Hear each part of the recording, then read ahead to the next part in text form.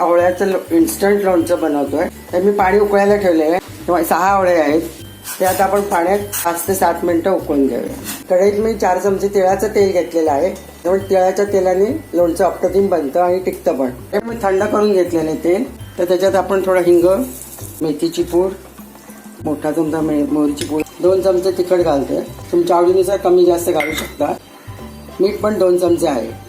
तर हा मसाला थंड झाल्यावर आपण उकडलेला आवळा थंड करून फोडी करून घालणार. मी आता गार झालेले आहेत.